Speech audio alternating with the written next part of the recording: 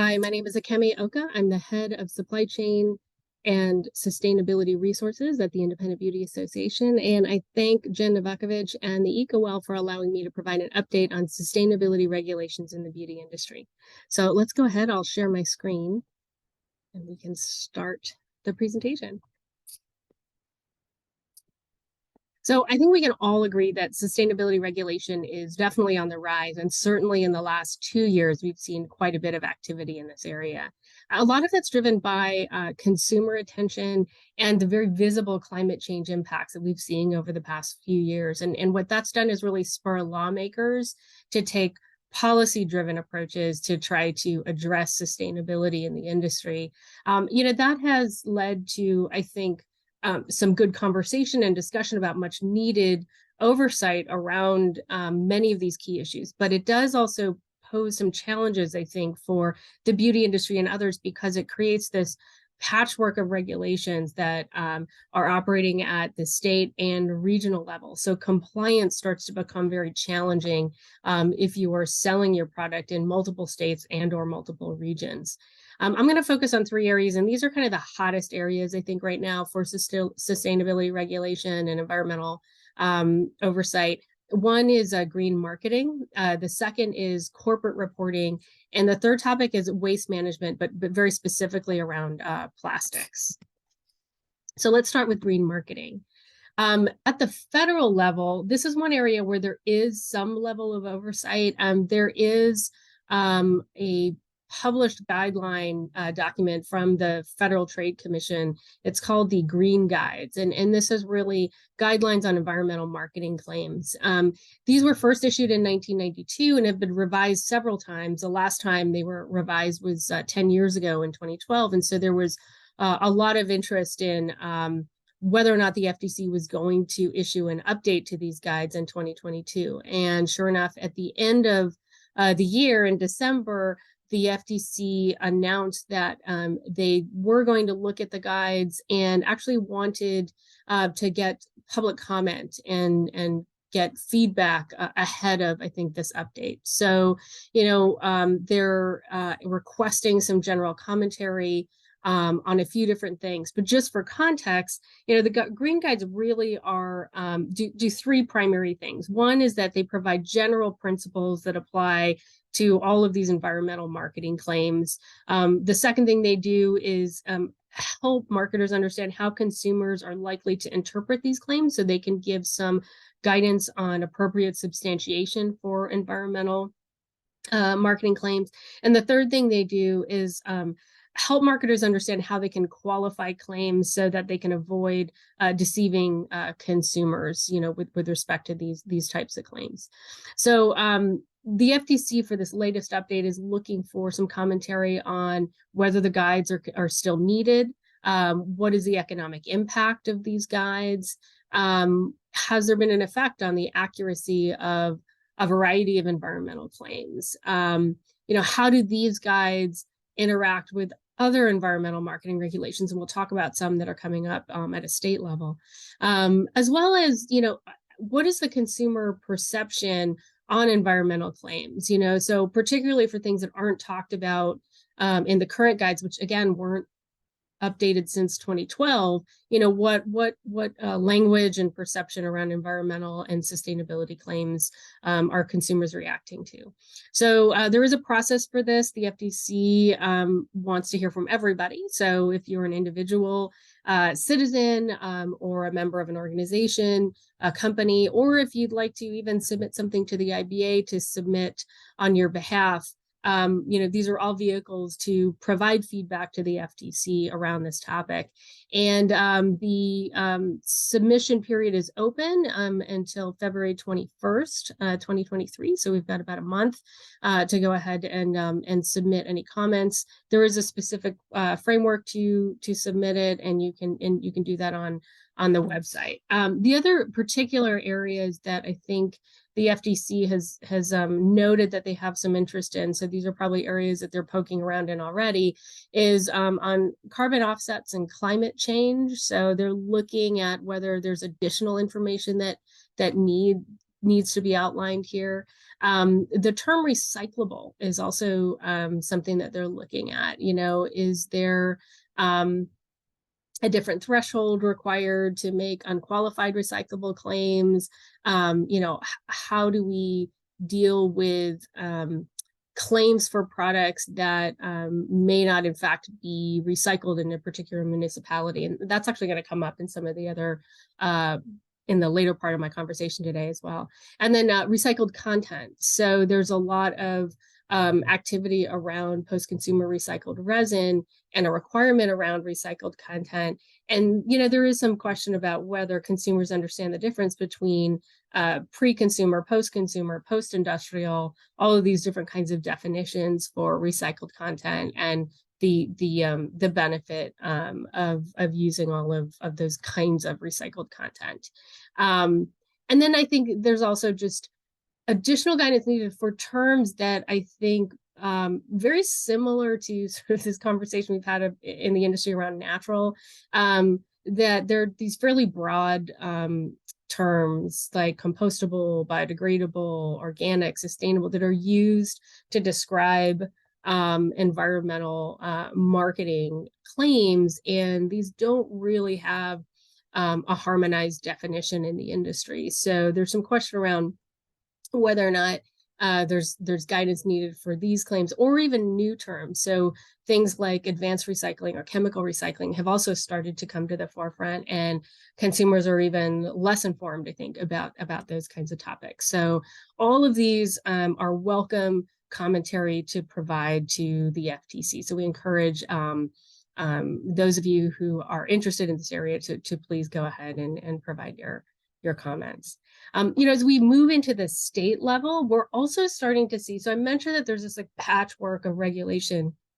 The Green Guides is interesting in that it's at the federal level through the FTC, but what we are now starting to see is that there's a lot of state-driven regulation going on in terms of sustainability laws. And so one that was passed recently, is effective last year, is California SB 343. So this is essentially an amendment to the truth in labeling law. So California requires that you substantiate your claims anyway, but they really wanted to explicitly talk about environmental marketing laws regulating recycling claims. And one of the things they really focused in on was the chasing arrow symbol on products. And they want to make sure that that symbol is really only used on products that are recyclable according to California standards. So through this law, California notes that a product or package is recyclable only if it's made from a material type and form that's collected by recycling programs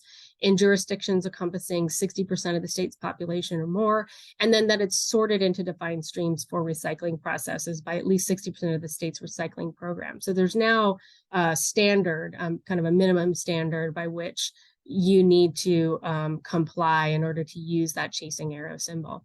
The other thing that they require is, if you are using the chasing arrow symbol, that you need to maintain record keeping to support the validity of the representation. So this, includes why the entity believes the representation is true, and any measures taken to mitigate any environmental impacts associated with the product. Importantly, this information must be provided to any member of the public who requests it. So, if an interested party wants to know your substantiation for using the chasing arrow symbol, you would by law be required to provide that. So interestingly, the timing on this is a little bit is a little bit fluid, but things are kind of already happening. So the deadlines apply to product or packaging manufactured after the later of January 1st, 2024, so a year from now, or 18 months after CalRecycle publishes its first material characterization study. And that's underway. So CalRecycle did, I believe, put out an RFP for the study in November. I think they were due in January, so they're probably reviewing those proposals now. So they are underway. and are intending to publish a material characterization study that informs CalRecycle and the advisory boards of what materials are currently being recycled in the state and which jurisdictions, as well as their levels. We are seeing that this is continuing to propagate through other states as well. So just as a heads up, these are proposed bills. These are not enacted laws, but just as a heads up, what is it, like the third, fourth week in January, already 3 bills have been proposed in different states that are very similar or have some sort of a labeling or advertising component to them. So in Connecticut, H5571 was proposed, which is establishing a coding system for recyclability, compostability, or neither, which means they are looking for Connecticut manufacturers to note on the bottom of the bottle whether a product is recyclable, compostable, or neither, and they would require compliance as early as 2025. They also are proposing amending the Connecticut Unfair Trade Practices Act to include health and environmental damages as part of consumer protections for unfair or deceptive acts. So it's fairly broad, but we'll keep an eye on that one and see sort of how that moves through the legislature.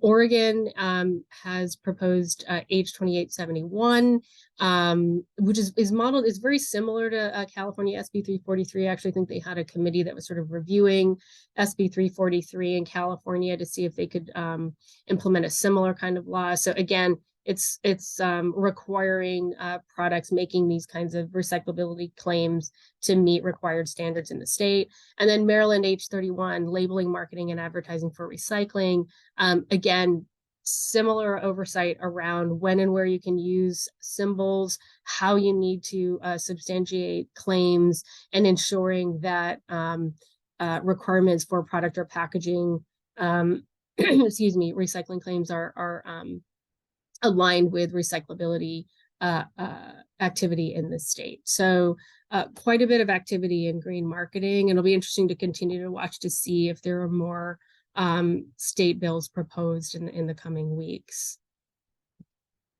So what do you do? If you're a brand or a manufacturer, or you have customers in this space, a few things that you can do just in preparation. One is just review any of your environmental claims that are associated with the products, particularly if they're sold in California or some of these other states. And this includes both on-pack labeling as well as online materials and other collateral. So just make sure that you have a good understanding of your environmental claims. Document any of your substantiation. Make sure you have that on file and readily accessible. Check to see if you have the chasing arrow symbol on packaging, and just make sure that its use is appropriate for the products that it's on. For many bottle and container manufacturers like that, there may be a mold that has that chasing arrow symbol embedded, particularly around the resin number. So you may want to make sure that you go back and look through your supply chain to understand where it's being used, and if you can or can't continue to use it, and what action you might need to take there. And then obviously stay abreast of updates in green marketing laws and guidelines, just to make sure that you're managing compliance and risk overall for your business. So let's move to the next one. This is corporate reporting. Corporate reporting probably doesn't affect smaller companies directly, but I think it's something that is important to understand because it does have like sort of broader implications depending on kind of what retailers you're working with.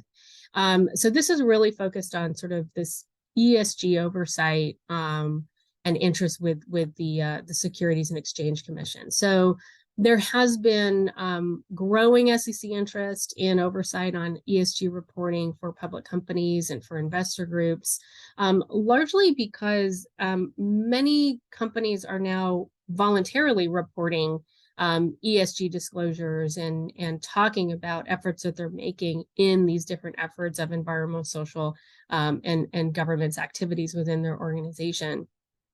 And some of the feedback has been, while I think this is interesting and important for consumers and stakeholders, it's very challenging to sort of compare and contrast because there aren't sort of harmonized ways to report this.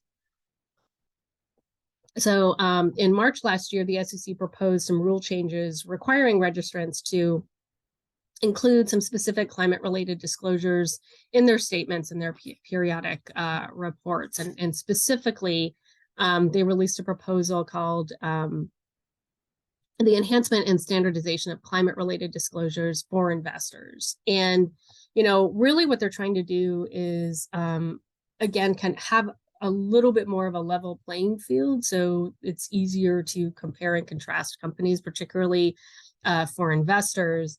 But they're looking for four primary things: that the registrant's governance of climate-related risks and any risk management processes associated with them, how climate-related risks have had or could have a material impact on your business, as well as how it will show up in your consolidated financial statements. And they're interested in like short, medium, and long-term effects.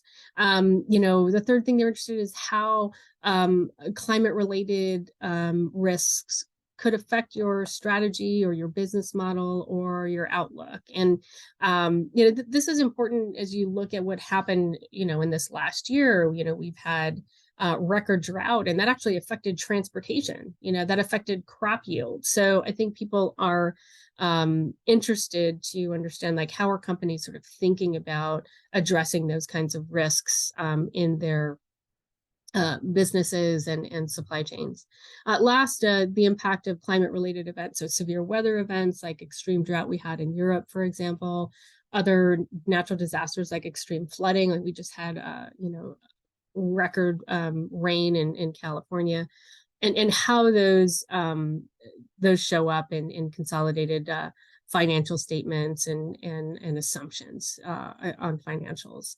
The other thing that they're looking into is requiring registrants to disclose information about greenhouse gas emissions, and they're looking at both Scope 1 and Scope 2, which are, direct and indirect emissions, but they're also looking at Scope 3, which is upstream and downstream activities. And Scope 3 emissions tend to be the hardest ones, I think, for companies to really capture, understand, and document. And so this is another area that the SEC is looking into to see whether there's some standardization of that kind of reporting. After the SEC released this proposal, they did open a public comment period. I think it was open for 3 months or so and closed in June. These comments are publicly available, so I put a link here. You can check it out. It's actually, I would recommend, if you haven't looked at public comments like that, it's actually really interesting to review them. And in this particular set of public comments, you can see comments made from individual citizens, individual investors, to investor groups, to companies and retailers. And it ranges the gamut from, comments like, the SEC really has no expertise or authority over climate change assessment, and so this is an overreach, to others who are asking for some standardization because it is really challenging to compare risk or opportunity or financial strength, across companies without some sort of harmonized, standardized system. Interestingly, I think the companies that are asking for a little bit more standardization are also noting that, we shouldn't have to reinvent the wheel. There are already reporting structures and frameworks that are in place that could be used. So to the extent that companies can use some frameworks that are already existing would be helpful. They're also looking for materiality, so that I think there's not an interest in having laws that don't make sense for your company, or reporting that doesn't make sense for your company to be required of every registrant, as well as some kind of disclaimer and some protections similar to what you would see in an annual report about forward-looking statements. So there is always going to be some level of unpredictability. So I think that that there's quite a bit of debate. I don't believe at this point that the SEC has published anything. But when it does, it would go into the Federal Register. So what do you want to do in terms of corporate reporting? For small companies, I would say that while you're maybe not a public entity that's traded, um, you know, um, on any stock exchange, if you are selling to a retailer or through an entity that does have to report and may be required to report under um, updated SEC rules, then you may want to pay attention to this, because those retailers are going to come to you to build their data set to provide any disclosures. They're going to come to you to ask for scope 1, scope 2, scope 3 emissions reporting. So it's wise to at least understand what this involves, so that you could be ready in the event that you're asked for it. And certainly, as you think about retailer conversations, the easier you make it for the retailer, the happier they are in many cases.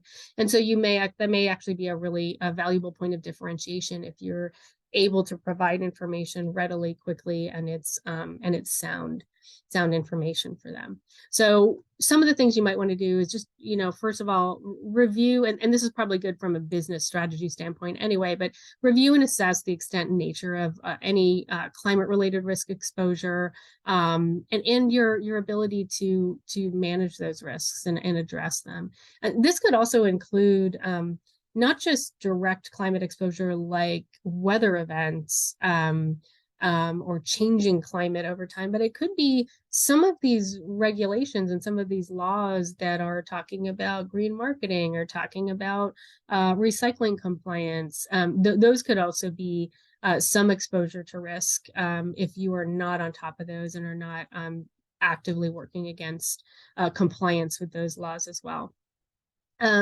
The other thing to do is educate all of your stakeholders in your company, and in particular also find those who have relevant expertise, or start talking to people who have expertise in this area, and make sure that this conversation is going all the way to the top. So make sure that your high level executives, your board members understand the implications, and that they have a long-term and a short-term view, for ESG related risk and any financial exposure associated with it. The third thing is, if you haven't done this already, and most probably have because of the last couple of years of supply chain, build relationships with your supply chain partners. And these are suppliers, transportation partners, even 3PL. So California, I can't remember if it actually passed. California actually, I think, had a law they were considering about requiring warehouses to report greenhouse gas emissions, because there were so many transportation providers like idling outside of warehouses. So look to your supply chain partners and start to collect data and information about emissions, water usage, energy consumption, and any other data points that are important for reporting or important for your particular business. And then understand whether you have any high risk or high exposure materials from a climate or ESG standpoint. If you do, make sure you have an action plan in place so that you can address them. The other thing to do is to sort of think about, what are some appropriate metrics for your strategy? How do you assess how well you're doing? And then how do you report those out? And then finally, look at any ESG disclosures that you've already shared, make sure that they're substantiated and documented. There are also third parties that can help with validation of those disclosures, or parts of the data that go into those disclosures. And then just stay abreast on SEC rulings, and make sure to read through any final language if it is updated in the Federal Register. Okay, we'll hit the last one now on plastics management. There really are two types of regulation that are appearing in this space. The first is recycled content mandates, so PCR, often you'll hear post-consumer recycled resin mandates. The second are extended producer responsibility laws, and those are laws that largely have sort of migrated from Europe. They've been used effectively over there and starting to show up in the US. So the recycled content PCR mandates are really focused on a couple of things. They want manufacturers to reduce the use of virgin plastic, and then they also want to boost, the U.S. sort of market around recycled resins and recycled materials because it's sort of not robust enough right now. They also typically have a sliding scale. So they start with a minimum amount of recycled content and then over time require more over time. And then you need to meet these mandates in order to sell your products in these states. The extended producer responsibility laws are really have been crafted as a vehicle to put responsibility for waste management and disposal of products, and in this case, it's typically plastic packaging, and to put that responsibility on producers and manufacturers. This is usually brand owners, and it's really designed to do a couple of things. One is to build funds to invest in infrastructure around recycling and waste disposal and waste management. And so they're putting that burden on the producers rather than the municipalities. The second is to encourage, typically sort of a reduction in plastic usage. So that's either baked into the proposal, or there may be incentives for design or innovation that require kind of less use of plastic over time, because the fees that you are assessed are really driven by the amount of plastic that you are producing and selling and disposing in the state. The other thing that some of these laws do is invest in other areas. So that may include consumer education around materials, recyclability, or overall waste management. They may also invest in underserved communities that are maybe affected by plastic pollution in an outsized fashion relative to other areas. So you almost have to look at each one of these EPR laws separately to really understand what the requirements are. All of them, however, will have a couple of things. One is that you will have to join a what's called a PRO or an SRO, or producer or stewardship responsibility organization. This is a group that is responsible for collecting fees and also deciding how those fees are those funds are dispersed for either implementation and enforcement of the laws, or investments to improve infrastructure or education, or community responsibility. They're typically nonprofits, but they don't have to be. So it's important to look at what PRO is available for which EPR law in which region you're operating. And again, like, you are going to be required to pay fees, and those support both administrative and operational costs of the programs. So just to hit these really quickly, from a plastics management, from a recycled content standpoint, there are at least 3 states that have active programs going around PCR. One is New Jersey, and both New Jersey and Washington, I think both of their, we can double check this, but I think both of their laws are focused on plastic rigid containers from 8 fluid ounces to 5 gallons. But they do affect those of us in the beauty industry or making products in those sizes. New Jersey has an increase over time, starting at a 10% PCR content all the way up to 50. You do have to register within the state, and the compliance deadlines start in 2024. Washington State also has a PCR mandate for household and personal care products. Again, they also have a 10 to 50% sliding scale. Registration, it also starts in 2022, and compliance deadlines start in 24, although for personal care and household, I think the compliance starts in 25. And then California has a couple of laws. One is SB 54, which I'll talk about in the next section, but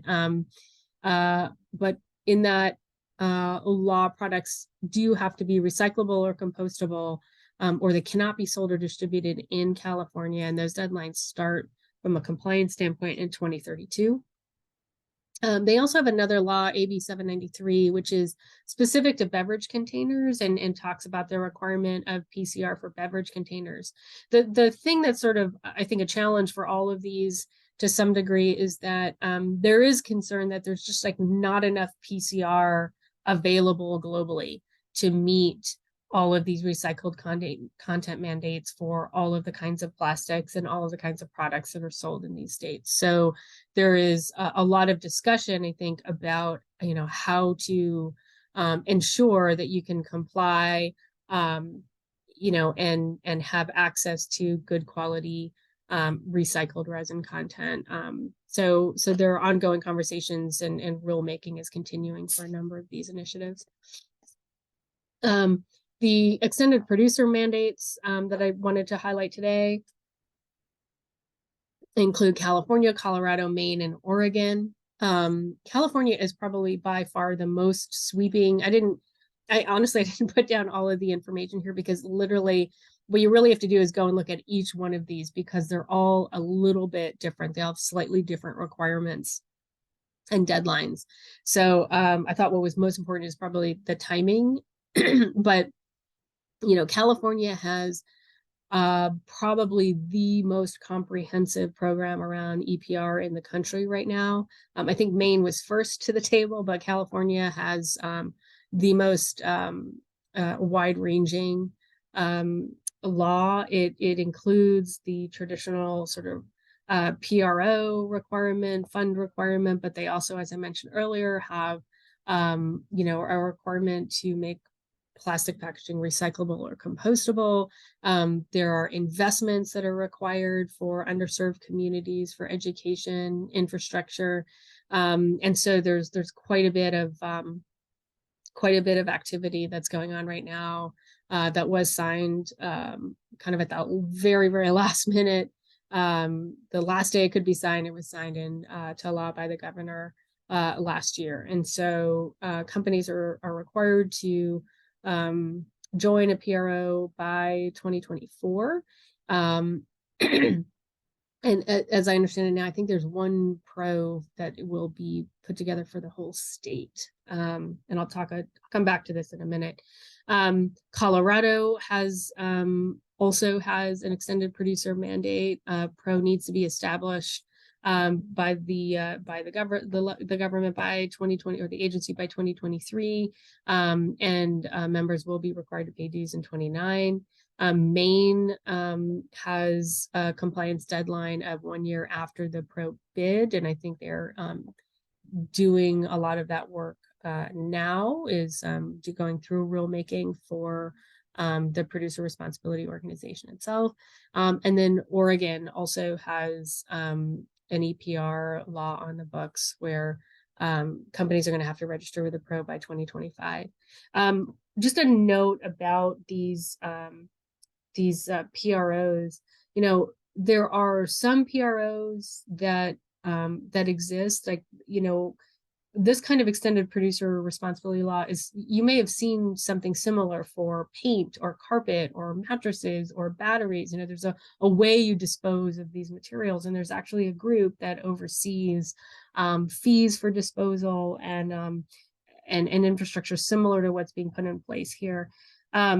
But the ones for plastic packaging don't exist yet, or the rules are being made as these organizations are being formed. So it's important, if you have the ability, to get involved in a working group that is working on how to implement, how to assess fees, how to make governance rules for the PRO, that you get involved. And one I wanted to highlight was the National Stewardship Action Council, and Heidi Sanborn, who has long been a voice in EPR legislation in the U.S., is heading up an implementation working group through NSAC. And so it's focused on SB 54, but because that's kind of the biggest one, it's probably a really good one to get involved in. So you can check that out.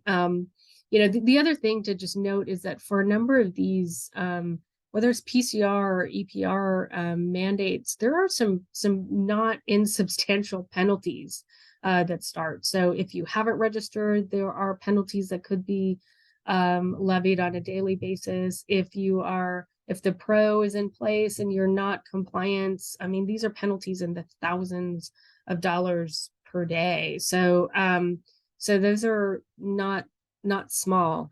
The other thing is that each of these also has some exemptions, right? So you want to look at each of these requirements and look at where there may be exemptions, either for product type, often drugs, or infant formula or meal replacement. Like these could be things that are exempted from the requirements, or there could be some de minimis exemptions as well. So if you are a very small producer, a very small seller in the state, you may not have to comply by these deadlines, though there still is often encouragement to register, because if you suddenly blow up and your company does really well, you don't want to be kind of caught on the back foot there. And then there's also, I think, just looking at the container sizes, what is actually relevant for your product line. So there is, again, like a slew of proposed bills in this area as well.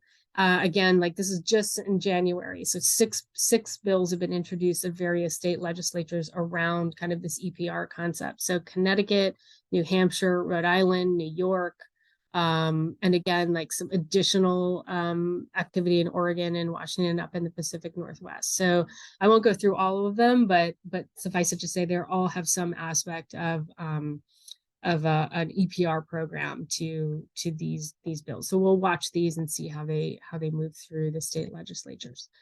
For you, what do you do?